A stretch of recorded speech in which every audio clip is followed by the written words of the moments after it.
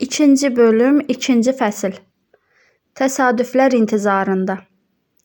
Almanın təsadüfən yerə düşməsi Newtonu yerin cazibə qüvvəsindən xəbərdar etdi. Nəyə görə başqaları dəfələrlə bu hadisəni görsələr də, bu qanuna diqqət etmirdi. Bəzən gözlənilmədən təsadüflər insanın problemlərini həll edir. Tarixdə belə təsadüflərdən çoxlu nümunələr var. İndi onların bəzilərinə işarə edirik. İmad-ü-Dövlə deyləmi İsfahan və Fars şəhərini ələ keçirir. Xəlifə tərəfindən təyin edilmiş şəhər hakimlərini şəhərdən qovur. Amma çox keçmir ki, onun və əsgərlərinin məvacibi qurtarır. O, əsgərlərin cəmaatın malına əl uzatmalarından qorxur. Bu problemlərin ərəfəsində İmad-ü-Dövlənin gözü sarayın tavanına sataşır və bir ilanın başını deşikdən çıxarıb yenidən daxil etdiyini görür. Bu iş bir neçə dəfə təkrar edilir. O, sarayın tavanını sökməyə və ilanı təqib etməyə göstəriş verir.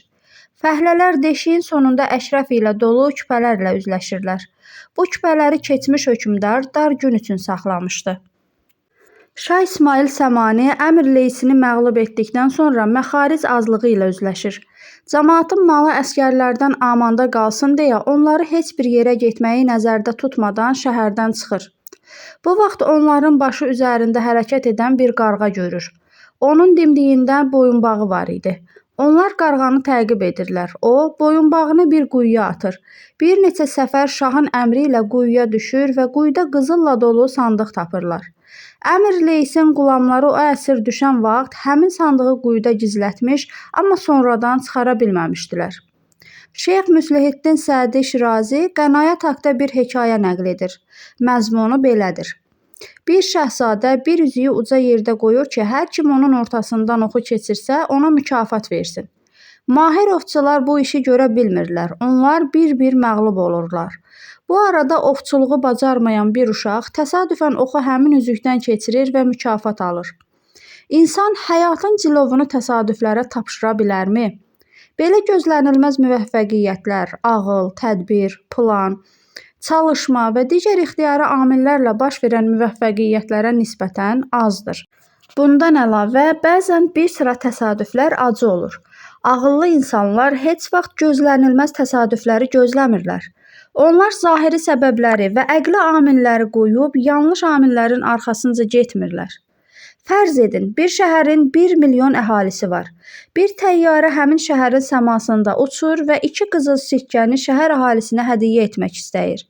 Bu 2 sikkəni almaq ümidi ilə gözləmək, işləməmək düzgündürmü? Əgər belə etsək və əvvəldən də bir şey toplamamış olsaq, yalnız bir tikə çörəyə möhtac olacağıq. Öz qüdrətinə arxalanmayan və beynəlxalq hadisələri gözləyən, bəlkə hadisələr bunların xeyrinə olar, böyük dövlətlər onlara rəhm edər ümidi ilə yaşayan millət yox olmağa məhkumdur. Çalışmayan və təsadüf nəticəsində yaxşı qiymət almağı gözləyən tələbə ilin sonunda heç bir nəticəyə çatmayacaq. Məsumlarımızdan biri elm əhlinin nəzərində bir dünya dəyəri olan belə cümlə buyurur. Torpağı və suyu olan şəxs fəqir olsa, Allahın rəhmətindən uzaq olar. İqtisadiyyatı göz qamaşdıran, elə millət və hadisələr səhnəsində qalib olan elə şəxs yoxdur ki, zahiri səbəblər və təbii amillərə söykənmədən belə bir yerə gəlib çıxsın. Onların müvəffəqiyyət amili möhkəm imanla hədəfə doğru addımlamaq, hadisələr və şəxslərdən təsadüf gözləməməsidir. Təsadüfən bir şəxsin və millətin səadətə çatması mümkündür. Amma təsadüfən yaranan inkişaflar qumardan ələ gələn pula bənzəyir və tamamilə əsassızdır. Alimlərdən biri demişdir, ən çətin və təhlükəli yol yaxın yoldur. Uzun yol çox vaxt alarsa da daha xatircəmlidir. Ola bilər ki, insan təsadüf nəticəsində ən yaxın yolla məqsədə çatsın. Amma bu yaxın yolu gözləyən millət məqsədə çatmamış ölümə, tənəzzülə çatacaq. Almanın təsadüfən yerə düşməsi Newtonu yerin cazibə qüvvəsindən xəbərdar etdi. Nəyə görə başqaları bu hadisəni dəfələrlə görsələr də bu qanuna diqqət etmirdilər? Məgər bu həmin qanunun kəşfi üçün lazım olan bütün şərtlərin həmin an Newtonda cəmləşməsindən başqa bir şey idimi? Newton həmişə təbii səbəb və nəticə haqda mütaliə edir, araşdırma aparır və bütün gücünü səfərbər edirdi. O, hər kiçik hadisəyə diqqət edirdi. Ondan başqası da onun etdiyini etsəydi, belə bir qanunun kəşfində müvəffəq olardı. Sabun köpükləri bir alimi işığı təhlil etməyə istiqamətləndirirdi. Bu təsadüfən olmadı, çünki həmin köpüklər hər gün paltar yuyan şəxslərin qarşısında canlanır. Onlar heç nə başa düşmürlər.